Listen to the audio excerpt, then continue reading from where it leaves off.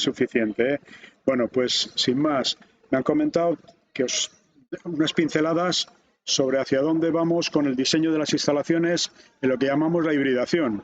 Hibridación realmente yo lo asocio es electrificación y ver cómo combinamos las calderas con las bombas de calor, que parece que es el futuro. Entonces yo la charla está estructurada un poco así, nada, unas pinceladas del sistema energético, el por qué, hacia dónde vamos, qué usos térmicos tienen los edificios, los aspectos de rehabilitación y luego, evidentemente, los equipos de generación que van a ser las calderas y las bombas de calor. Y nos vamos a encontrar en la rehabilitación con dos grandes tipos de edificios. Aquellos que piden solo calor o aquellos que piden frío y o calor. Con lo cual, como vamos a ver, las soluciones pueden ser bastante diferenciadas. Y por último, creo que se ha apuntado esta mañana, desde ATECIR pensamos que las instalaciones urbanas, no con el concepto del district heating, pero que cada vez van a tener más entrada. Bueno, pues esta es la jornada de hoy y lo que vamos a tratar de ver. El sistema energético, bueno, simplemente es en qué consumimos y tened en cuenta que el objetivo no es solo la edificación, sería la edificación, la industria, el transporte. Entonces, lo primero que pasa es que los equipos demandan, necesitan una energía útil que hay que servírsela. Pero desde luego, para dar servicio, necesitamos una serie de equipos que transformen la energía que pidamos del exterior en lo que van a demandar nuestros edificios. Con eso, todavía no sabemos lo que contaminamos. Sabemos lo que consumimos, pero para pasar esto a contaminación, necesitamos que nos digan cómo se ha producido esa energía.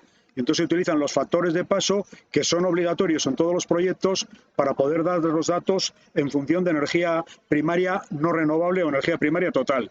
Evidentemente, el mayor avance lo que podemos hacer es integrar en toda esa cadena las energías renovables. Pero, ¿cuál es nuestro objetivo? Pues el objetivo que nos hemos marcado en toda Europa es que para 2050 vamos a tener, digamos, emisiones neutras, y eso le estamos llamando descarbonización, o sea, quitar los elementos que emiten CO2.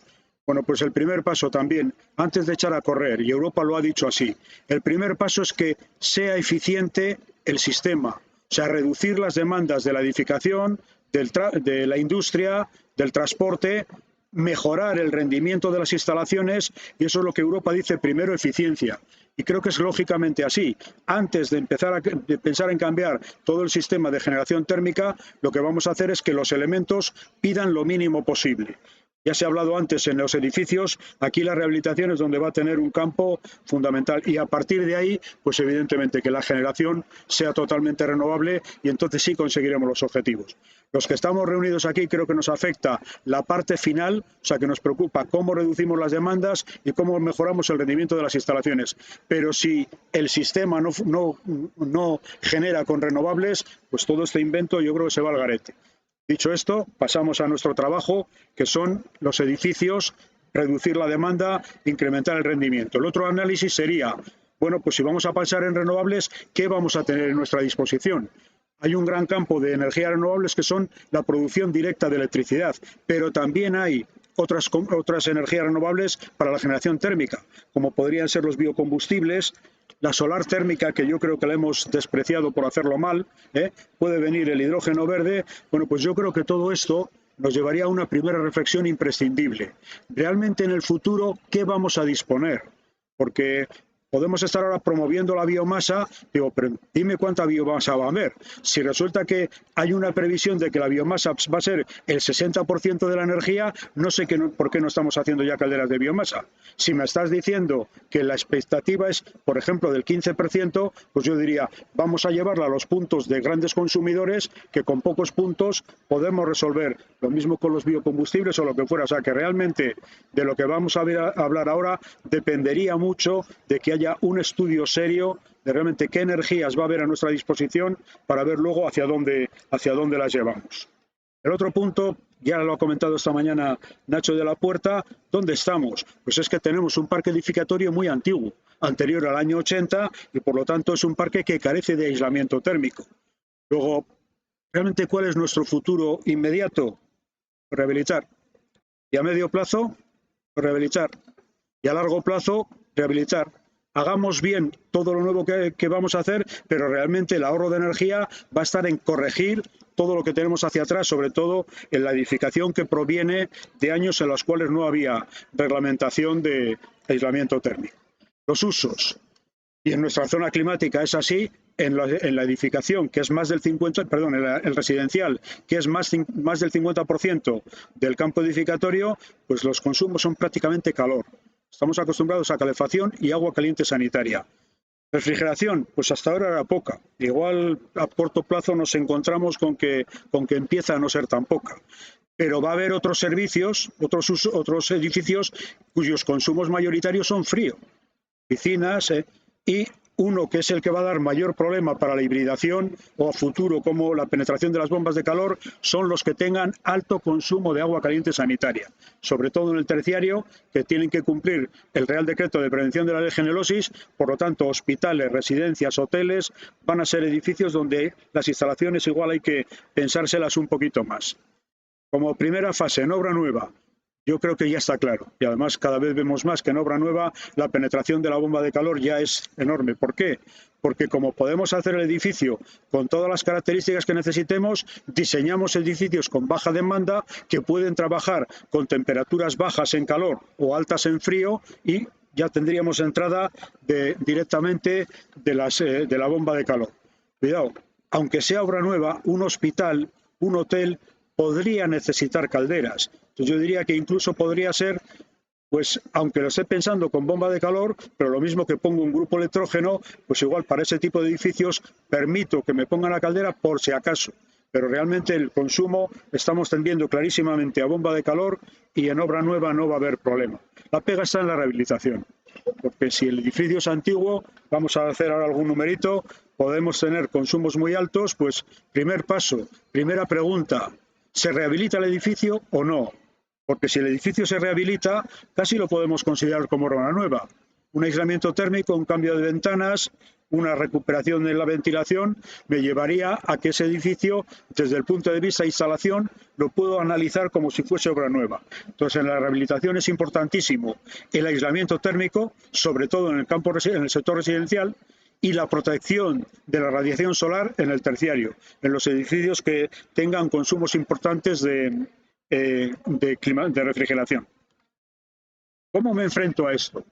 Pues los pasos podrían ser: situación 1, COPE como la bomba de calor. Caso 1, edificio mediocre, instalaciones mediocres, consumo muy alto. ¿Qué puedo hacer? Primer cambio, cambio la instalación. La instalación ahora puede ser muy buena y bajo el consumo a la mitad. Pero podría plantearlo de otra manera. Primero rehabilito el edificio, con lo cual ya baja la demanda y el consumo a la mitad sin haber tocado las instalaciones. Y ahora cambio las instalaciones, con lo cual ese es el objetivo final. ¿Qué ventaja tiene hacerlo así? Que si rehabilito primero el edificio, la potencia que necesita el edificio baja hasta menos de la mitad. Por lo tanto, las instalaciones van a ser más baratas. Yo lo que diría en los análisis que hagamos ahora de rehabilitación es no hacer el número de, oye, cambio las ventanas, cambio el aislamiento térmico, 30 años de retorno de la inversión. Espera, si ahora me cambias la instalación, el ahorro que tienes en el costo de la instalación, en vez de imputárselo a la instalación, se lo imputamos al edificio y en el conjunto, pues los números igual no son tan largos. No esperemos amortizar instalaciones en 10 años, pero pueden salirme números un poquito más competitivos. Y esto nos lleva a que evidentemente hay que hablar en la rehabilitación profunda, lo que se está llamando el pasaporte energético, o sea que sería la combinación del edificio con sus instalaciones. Y este es hacia donde tenemos que tender. Otra idea a la hora de hablar de amortización de las cosas. Si siempre pensamos en que hay que amortizarlo en 3, 4, 5 años, digo, espera, que una fachada te va a durar 50. Unos equipos, pues podemos pensar en vida media de los equipos de 15, 20 años.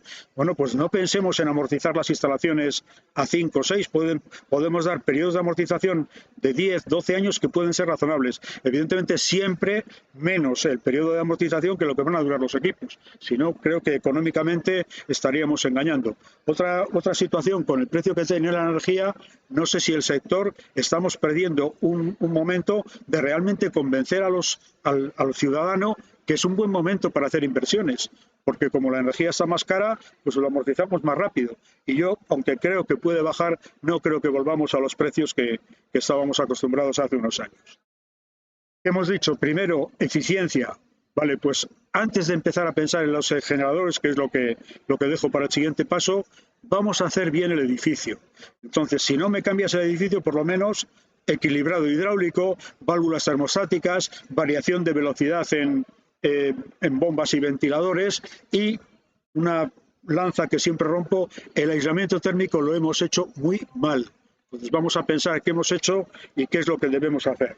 Además, creo que la COVID ha venido a darnos una alarma que no hemos ventilado correctamente los edificios. Luego, no hagamos una rehabilitación de los edificios sin intervenir también en la ventilación. Y por último, si queremos saber lo que nos está pasando y lo que hemos hecho, el contaje es imprescindible. Yo creo que hay muchísimas instalaciones, hay en este momento un potencial enorme de poder contar, de saber lo que nos está pasando, de saber lo que hacemos a posteriori, y a veces pues nos lo dejamos de lado. Pero esos serían los puntos importantes. Hagamos lo que hagamos. Me da igual hablar de calderas que de bombas de calor. Esto nos afecta a cualquier instalación. El aislamiento térmico, pues esa es una foto de un hotel.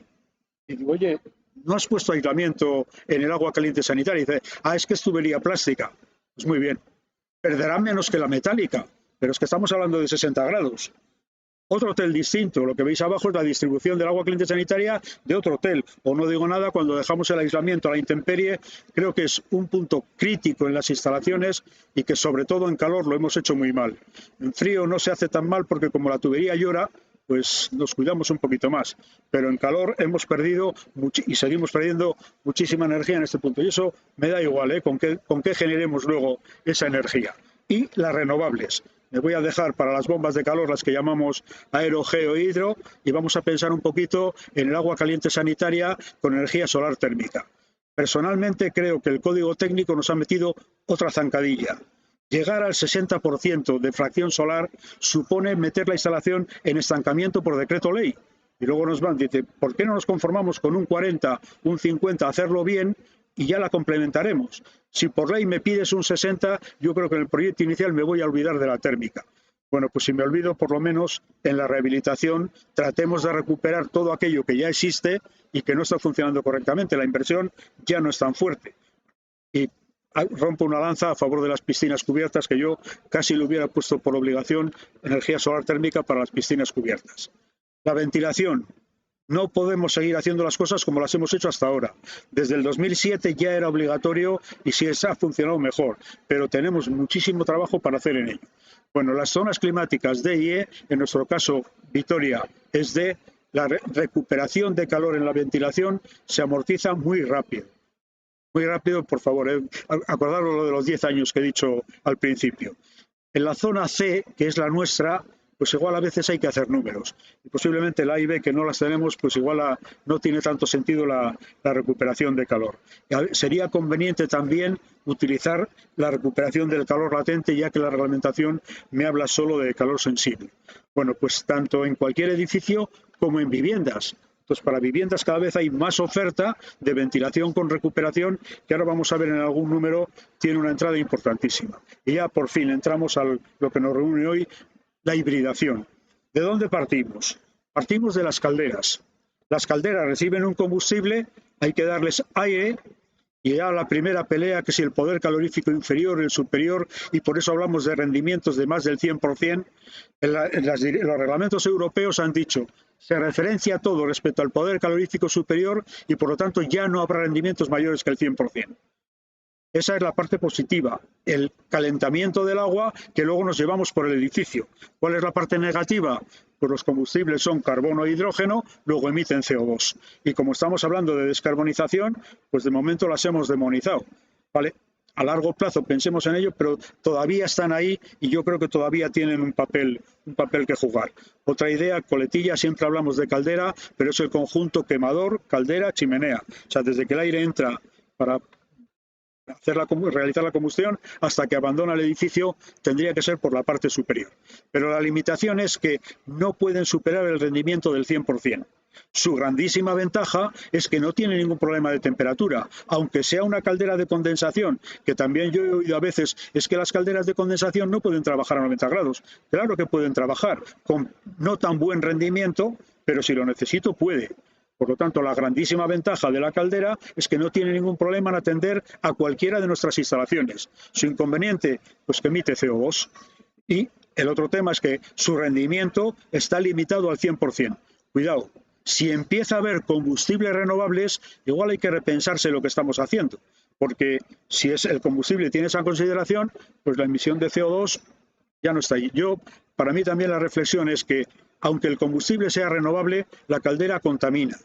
¿Qué pasará? Que en el desarrollo del combustible ha fijado el CO2, pero luego me lo suelta dentro de las ciudades. Si en las ciudades estamos pensando en zonas de baja contaminación, pues posiblemente sí sea lógico pensar que las ciudades hay que electrificarlas. No solo los coches, sino lo que son los edificios.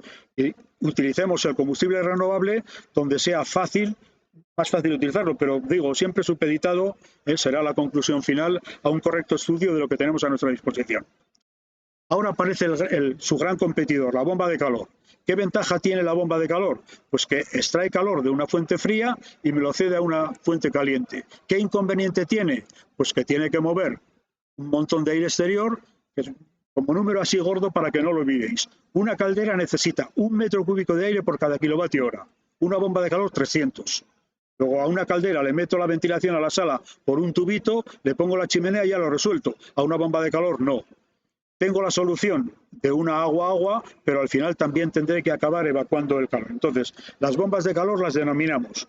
El primer nombre le ponemos de dónde extraen el calor, de la tierra, del aire, del agua, y el segundo a dónde lo cede, normalmente el aire o el agua de nuestras instalaciones. Bueno, ¿qué es entonces realmente la bomba de calor para nosotros? Pues es un equipo que revaloriza la energía a baja temperatura. En el ambiente hay muchísima energía, pero a un nivel térmico que no nos sirve. Entonces, la bomba de calor lo único que hace es lo extrae del foco frío y me lo eleva hasta una temperatura que puedo utilizar en el edificio, pero ojo, con limitaciones. Para ser optimistas, pues resulta que la industria ya se están acercando a esa temperatura, sí, partiendo de una fuente fría que sea un residuo industrial que le dé el agua a 80 grados. Es decir, la subida de 80 a 200. No hay una bomba de calor que lo suba a 200.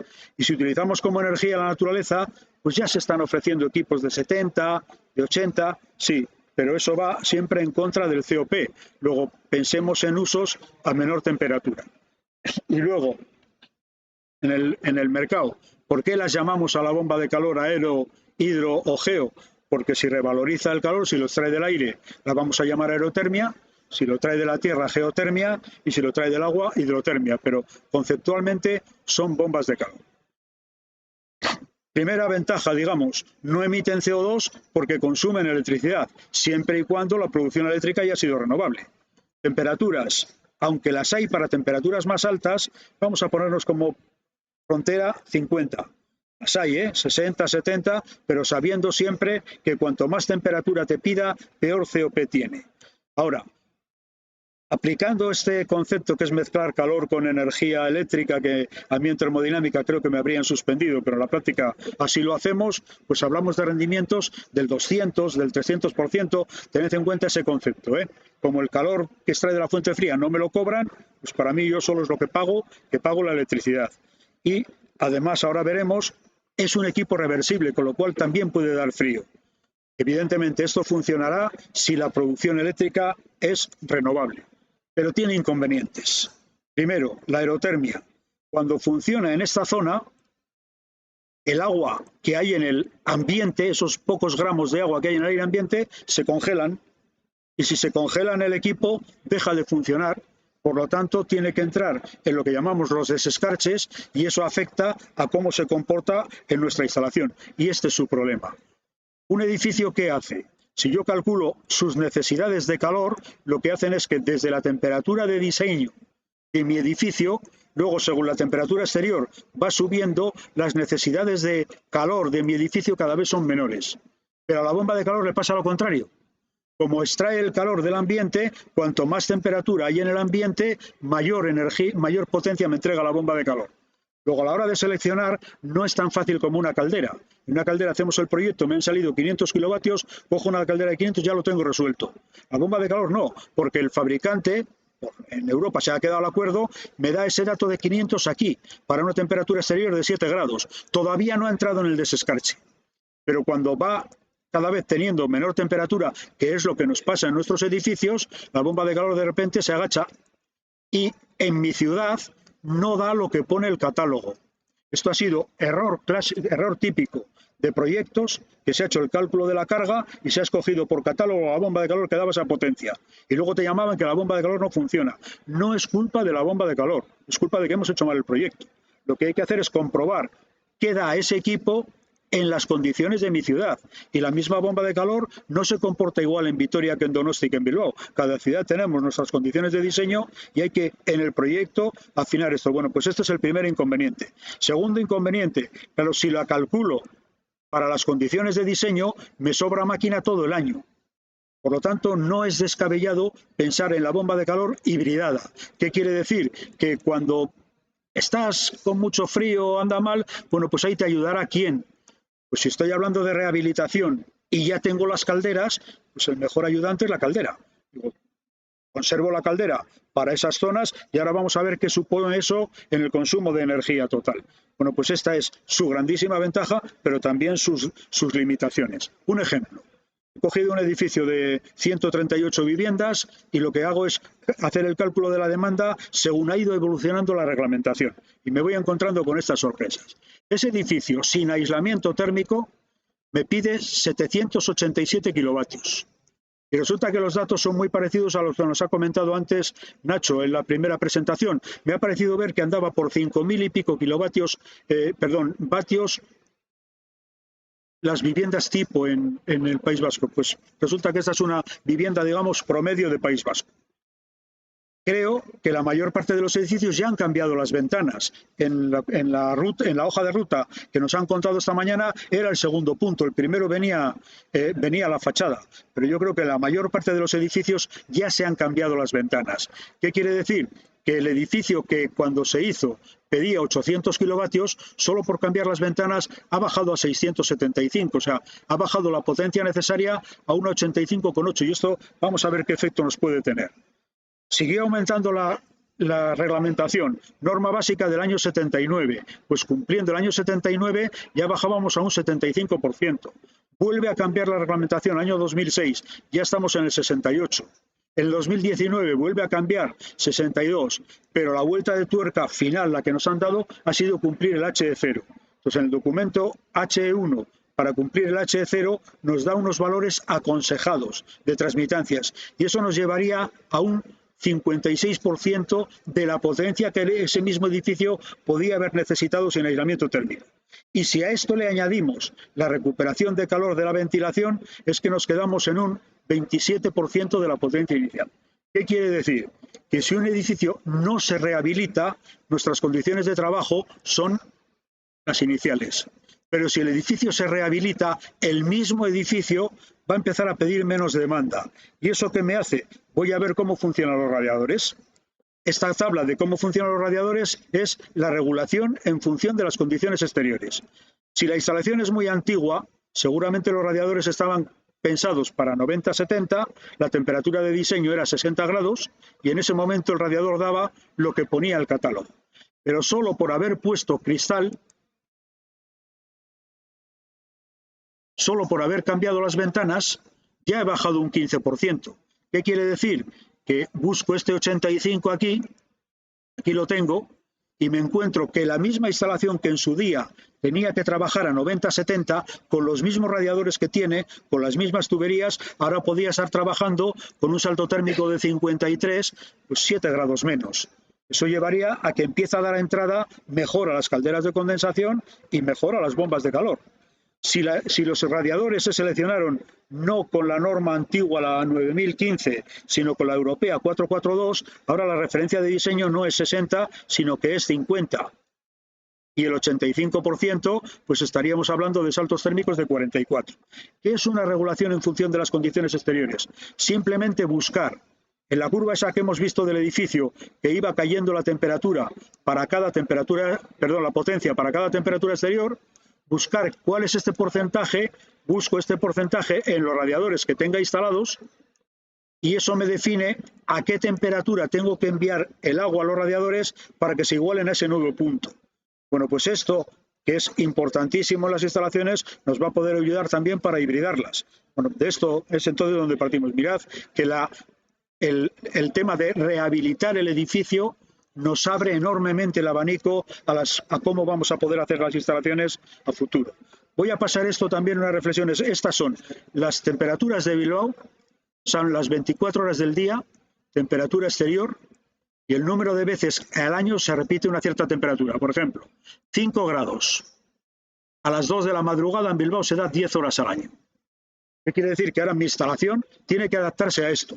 Entonces estamos con temor. Es que la bomba de calor, digo, ¿para qué la vamos a seleccionar para el 100%? Sobre todo en un edificio que ya tengo ahí las calderas, si mirad lo que nos pasa. Cuando en la calle haga mis condiciones de diseño, sí necesito los 780 kilovatios.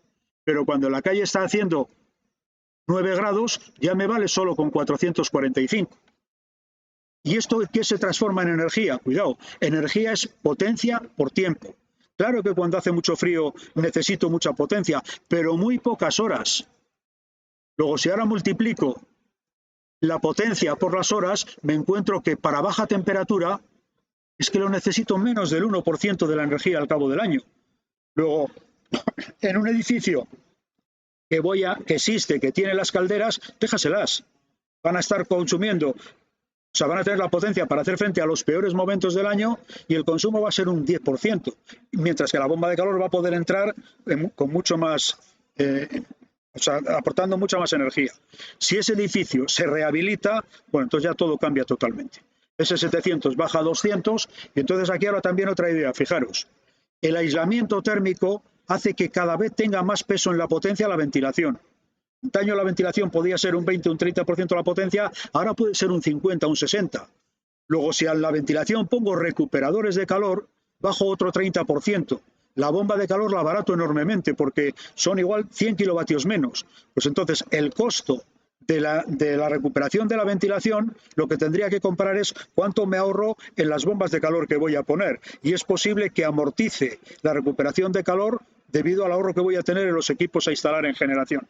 Veis que un edificio muy bien aislado, de repente ya me abre totalmente la puerta a entrar con bombas de calor. Estamos hablando de potencias muy bajas y yo pienso que en rehabilitación ya tenemos que pensar así. Os he puesto un numerito, como veis, muy rápido, hecho con una hoja Excel que se hace. Hoy en día tenemos programas de simulación que me van a hacer entender mejor lo que me está pasando.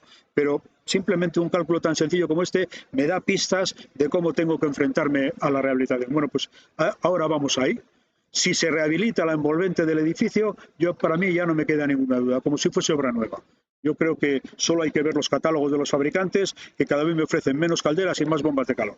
Si no se rehabilita el edificio, pues hombre, tampoco nos quedemos, porque es que parece que como solo hay subvención para la bomba de calor o solo hablamos de bomba de calor, ahora la gente no quiere cambiar las calderas.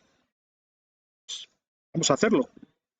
Oye, también otra cosa, tenemos gas, está gasificado el país, igual hay que tirar de unos años para amortizar lo que hemos hecho y es posible que a corto o medio plazo esas redes se puedan utilizar para otros componentes. Simplemente con meterle una parte de hidrógeno al gas que recibimos ya bajamos también la contaminación. Bueno, pues hacia aquí iríamos. La paralela reflexión es importante. Solo el cambio de equipos ahorra mucha energía. Entonces, antes de no hacer nada, pues mientras nos enfrentamos a una rehabilitación completa, pues empecemos por el cambio de equipos. Ya que hacemos cambio de equipos, también reflexión. Calderas individuales.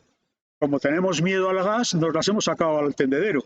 Y son calderas que, si me fijo en la foto anterior, no tienen ni 1 milímetro de aislamiento. No están pensadas para el exterior. Luego, no es aquello de que si tienen que tener protección IX, no. Tienen que tener aislamiento térmico. O, por favor, en la rehabilitación, aunque solo sea caldera, pues pensad también quizás en poner las calderas. Aquí veis creo que he perdido el ratón, ya no lo busco más. Aquí veis una caldera en un tendedero, veis la silueta perfectamente. Bueno, pues yo creo que hay que darle vueltas a eso. Oye, me estás diciendo que quieres meter bombas de calor. Ya me están ofreciendo. Pero claro, No puedo poner una bomba de calor de 30 kilovatios. O sea, olvídate de dar agua caliente y sanitaria instantánea con bomba de calor. Luego, la bomba de calor tiene que estar asociada a depósitos de acumulación. Los mismos fabricantes cada vez me ofrecen más soluciones. Parece que estoy poniendo una nevera en casa y pongo una nevera en la cual tengo todo eso. Bueno, pues son soluciones, pero yo creo que este va a ser todavía el punto más difícil de resolver, son las calderas individuales. No es fácil sustituir las calderas individuales por bombas de calor. Lo que sí es cierto que en el momento que ponga bombas de calor le tengo que convencer al usuario que mejor que dé calefacción 24 horas al día para poder bajar potencia. Y por supuesto, agua caliente sanitaria siempre con acumulación. ¿Y qué hago? Pues no es fácil. Pero quizás los fabricantes pueden tener otra salida. Ya que me estás fabricando los módulos individuales, vamos a hacer una cosa. Ponemos los módulos individuales y concentramos la producción. Y ahora lo que haces es, en la cubierta puede ser más fácil encontrar sitio para una o dos bombas de calor de 100 kilovatios que para 20 de 5. Y ahora lo que distribuyo por el edificio sería agua. Sería pasar de individualización a centralización. No sé si el mercado lo quiere o no lo quiere, pero para bombas de calor posiblemente sean las mejores soluciones. Está mucho más equilibrada la potencia que pongo y hay que darle vueltas. Bueno, pues esa sería una solución. La otra, la fundamental, que sí va a entrar la hibridación posiblemente a corto o medio plazo. Las calderas centrales también han sido lo que son. Ahí tenéis una caldera atmosférica, es que solo el cambio de calderas supone un ahorro importantísimo. Pero ya que vamos a cambiar las calderas, no nos conformemos con hacerlo de siempre. Situación clásica de edificios de solo calor. Con una o dos calderas o lo que tenga, produzco calefacción con todos los circuitos que quieras y uno para agua caliente sanitaria. Claro, las calderas tienen que trabajar para el más desfavorable, que es el primario del agua caliente sanitaria. Luego el resto de circuitos, válvula de 3 vías y a mezclar. Ahora cambio las calderas y pongo calderas de condensación. Y este sería nuestro primer paso, lo que hemos hecho toda la vida. Quito unas calderas y pongo las otras. Cuidado, que estás poniendo ahora un equipo que es mucho mejor. ¿Por qué no le damos una vuelta? Pues yo diría, primer paso como mínimo esto. No trabajamos ya en paralelo. La instalación trabaja a alta temperatura contra el servicio de alta temperatura y los servicios de baja temperatura, que son los de calefacción, cogen el retorno, o sea, en serie, con el de agua caliente sanitaria. Y ahora me aseguro que la misma instalación, con la misma inversión, solo ese compensador, resulta que optimiza a las calderas de condensación. Bueno, este es un ejemplo. Los fabricantes os ofrecen diferentes alternativas. Lo que sí quiero transmitiros es que el paso de caldera tradicional a caldera de condensación nos tiene que llevar a pensar los circuitos hidráulicos de manera diferente a como lo hemos hecho hasta ahora. El primer paso sería este. Digo, y ahora tengo que hibridar. Vale, pues vamos a hibridar. Ya hemos visto la curva de cómo funciona. Creo que vais a tener las diapositivas en Internet. O sea, si falta algún esquema, porque también entiendo que voy un poco rápido igual para seguirlos al pie de la letra, coged por favor la idea fundamental. Entonces ahora voy a hibridar. Claro, me estás poniendo un equipo que acabamos de ver en su curva que no es capaz de hacer frente al edificio cuando hace mucho frío en la calle. Bueno, pues los pongo en funcionamiento alternativo. Mientras la temperatura exterior no sea posible para la bomba de calor, va a la caldera. Y a partir de la temperatura, evidentemente con regulación en función de las condiciones exteriores, a partir de la temperatura en la cual la bomba de calor puede, ahora lo doy con la bomba de calor. Y mantengo las calderas para el servicio de alta temperatura.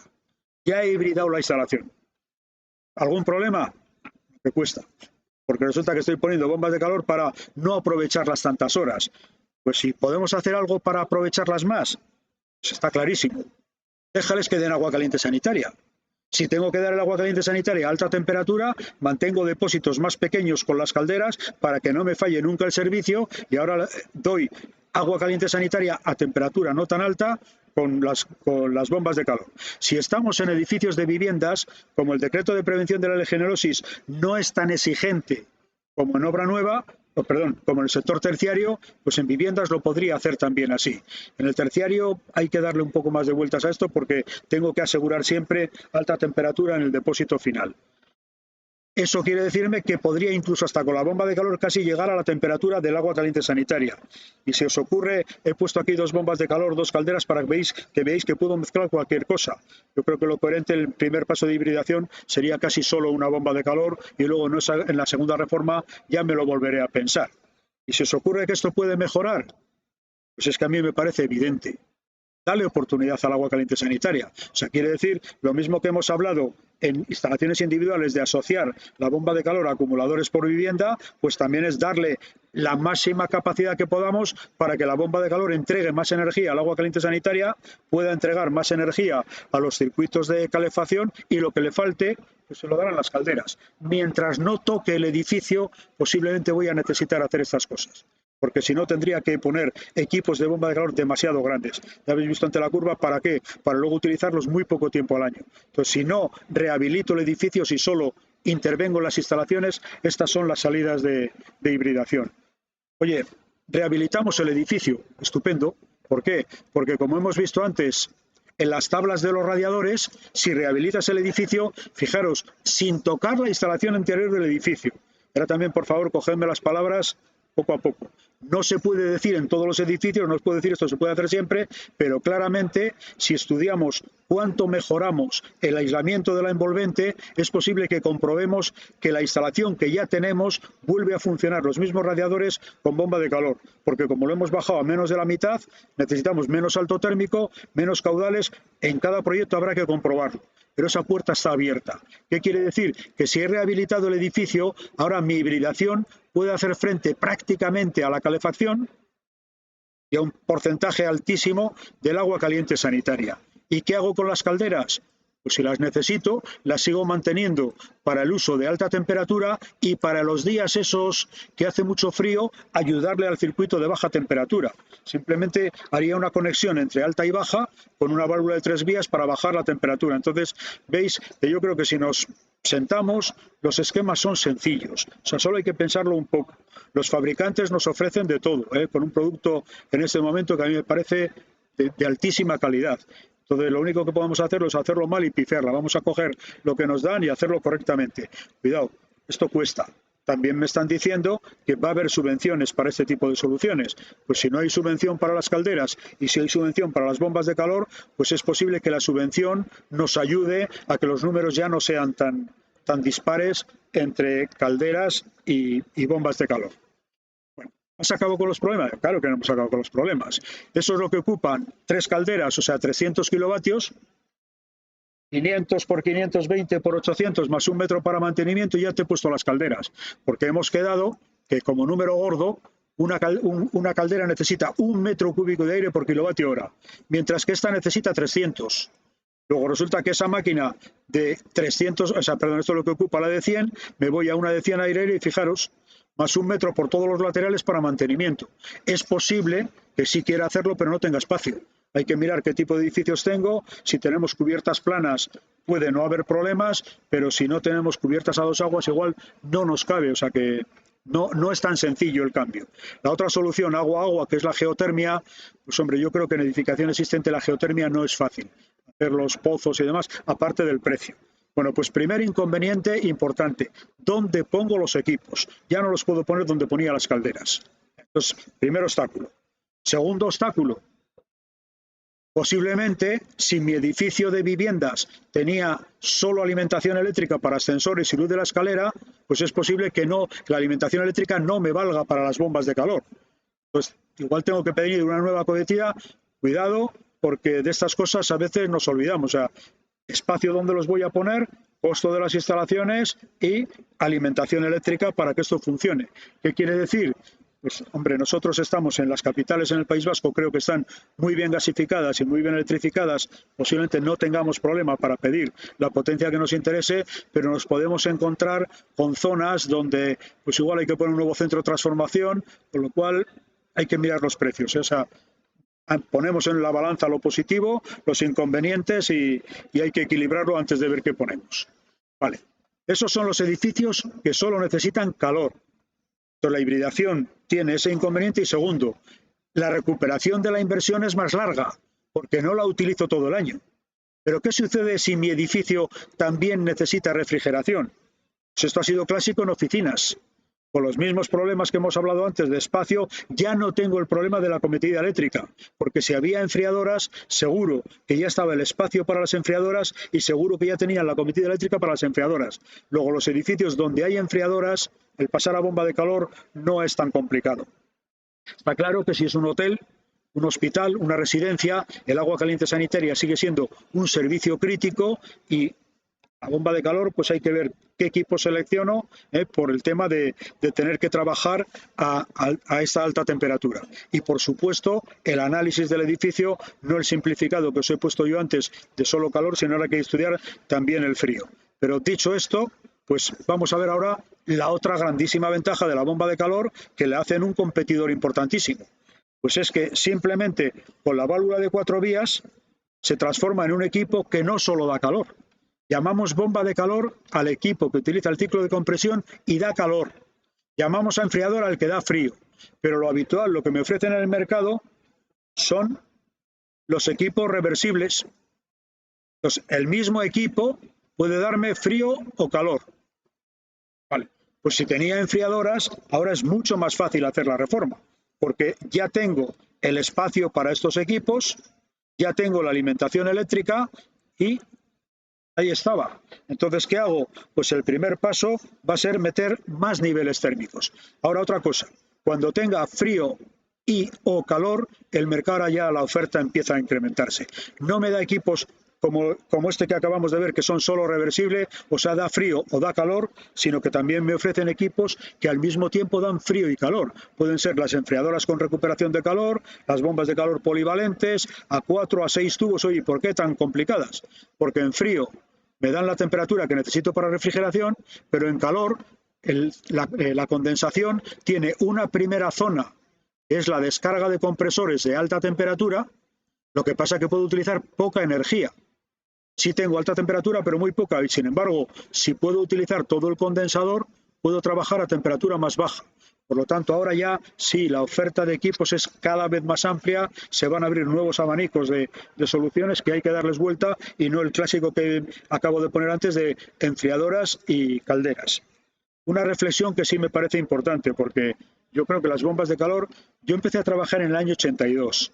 Y en aquellos años vivimos un momento de promoción de las bombas de calor que me parece el mismo que estoy viviendo ahora, con una diferencia. Los equipos del año 82 cascaban, no bajaban de cero y ahora llegan a 20 bajo cero. También cuidado, que no me vendan la moto decir que da el mismo rendimiento a 20 bajo cero que a 20 sobre cero. La máquina funciona a 20 bajo cero, pero con otras prestaciones. Entonces hay que pedir el catálogo y mirarlo bien. Pero el problema ha sido este. Ese es el ciclo de compresión de frío. Y ese es el ciclo de compresión de bomba de calor. Conceptualmente es lo mismo. Evaporador, compresor, condensador, válvula de expansión. Pero los elementos que lo componen no son iguales. Los compresores de una bomba de calor están en unas condiciones mucho más severas. Por lo tanto, ahora sí, ahora yo creo que en el mercado la oferta de equipos es de altísima calidad y han superado esto, pero no sé si alguno de vosotros vivió aquellos años, se pusieron bombas de calor en todas las piscinas y ¿qué pasa? ¿Fracasaron? Pues porque la calidad de los equipos no era lo que se les estaba pidiendo. Ahora sí existe, pero aunque exista, cuidado con las motos, dan peor eficiencia con temperaturas más bajas, dan peor eficiencia cuanto más temperatura le pida, o sea que tratemos de coordinar toda la instalación que hagamos. Entonces ahora el siguiente paso, si quiero utilizar esto, pues como veis, parecido a lo que hemos hecho antes, generamos una zona de temperatura intermedia. Entonces la instalación que antes era solo alta temperatura, solo baja y la temperatura intermedia lo hacía con válvulas de 3 vías desde los colectores de alta temperatura, ahora no.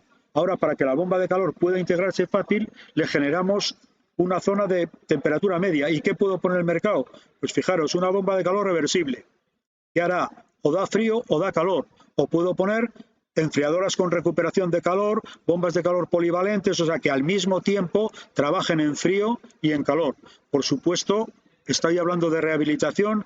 Yo sigo pensando, sobre todo edificios cuyo el consumo de agua caliente sanitaria sea muy importante, el que ya que las tengo ahí, déjalas. Vamos a esto lo que sería lo que llamamos hibridación. Y el siguiente paso, ¿puedo hacer todo con bombas de calor? Sí. Podría hacerlo con bombas de calor que trabajen a alta temperatura, pero tengo también otra solución, y es utilizar equipos agua-agua que utilizan como evaporador el condensador de las que están en las zonas de baja temperatura. Y ahora no hay ningún problema en llegar a la que me pidáis, 60, 70, 80. No hay ningún problema, ya lo he hecho todo con bombas de calor. Hay que hacer los números para ver que realmente mi consumo de calor siempre está cubierto por el de frío, porque si no tendría que poner una máquina de frío para atender a la de calor, o sea, encadenar dos. ¿Qué tiene eso? Cuidado ahora con el COP. Yo estoy aquí en ese ejemplito mezclando dos máquinas de COP 3,5 y 4,5, pero el COP encadenado no es ese, es 2,5. ¿Por qué? Porque la energía que está utilizando el evaporador del segundo escalón no es gratuita, viene de lo que ha consumido la primera. Por lo tanto, funcionan, pero los resultados no son exactamente iguales. Ahora, si tienes que arrancar la máquina de abajo para frío, ya está, esto es perfecto. Porque la máquina de abajo tenía que arrancar y antes ibas a tirar el calor de condensación. Pues ahora el calor de condensación lo utilizas como evaporador de una máquina agua-agua. Entonces, esto podría ser, primer paso, si queréis, no rehabilito el edificio, bueno, pues conservo las calderas y me planteo un segundo paso. Claro, la reforma ahora ya estaría pensada en el siguiente paso. Nuestro objetivo es a 2050 y esto sería un poco donde nos movemos. Yo lo he hecho con agua, que me parece muy fácil de ver, pero los fabricantes no se quedan cortos. Entonces, lo que he hecho con agua, los fabricantes me lo ofrecen también con refrigerante. Entonces, quiere decir que en el mercado hay soluciones para todo. Solo tengo que tener claro hacia dónde voy. Y en cualquier caso, en reformas, pues quizá utilizar las calderas. Bueno, creo que voy bien de tiempo, ¿no? ¿Me quedan 5 minutos o no me los he pasado? Bueno, me los he pasado, ¿no? Bueno, ya no tiene remedio. Por favor, contagie. O sea, estamos haciendo instalaciones. Hay contadores en todas partes y luego resulta que nadie tiene los datos. Si ya el artículo 28 del RITE me dice que el mantenedor tiene que darme los datos, es la única forma de saber qué nos está pasando, qué podemos poner y hacia dónde vamos. Y el último detalle se ha comentado esta mañana, yo creo, con los temas de barrio. ¿Hacia dónde pueden ir los temas de las bombas de calor? Pues lo mismo que estamos pensando en la fotovoltaica, o sea, las instalaciones de barrio. ¿Por qué interrelacionamos los edificios? Porque cuando un edificio esté recibiendo fotovoltaica y no la puede utilizar, se la pasa al vecino. ¿Por qué no hacemos lo mismo con el calor? Y con el calor sería simplemente utilizar estos esquemas, pero ahora en vez de con equipos aire-agua, con equipos agua-agua. Y esto me interconecta con los vecinos. Y ahora eso sí optimiza el barrio. Porque si tengo, imaginad un supermercado que siempre está pidiendo frío y al lado tiene el edificio de viviendas que siempre está pidiendo calor. A través del anillo se lo pasan de uno a otro. Entonces, si en el barrio aparecen polideportivos, o sea, edificios, pues sería todo con equipos agua-agua o con expansión directa también se puede hacer, que interrelacionaría a los diferentes locales. Como un barrio nunca va a darse que el 100% frío, el 100% calor, tendré que ponerle, pues muy posiblemente, biomasa, solar térmica a baja temperatura, o sea, le tendré que ayudar en calor, que puede ser con renovables, y es posible que para las situaciones extremas de verano haya que poner torres de refrigeración para enfriar el anillo, pero ya no es una torre de refrigeración en un edificio con los problemas de mantenimiento, sino que sería una central para el barrio mucho más controlable ese sistema, o si no, puedo poner también enfriadoras, bomba de calor o lo que necesite. Yo creo que este sí puede ser algo que tenemos que ir dando vueltas a lo que se ha hablado de la rehabilitación por barrio. Conclusión final.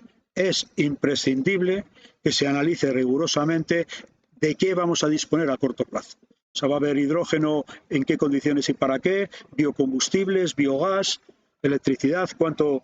Bueno, y a partir de ahí, otra cosa que yo creo que es también clarísima, ya no podemos pensar edificios que no tengan fotovoltaica. Está a un precio fundamental. Bueno, pues también, en vez de pensarlo en tirar, vamos a pensarla como mínimo para autoconsumo.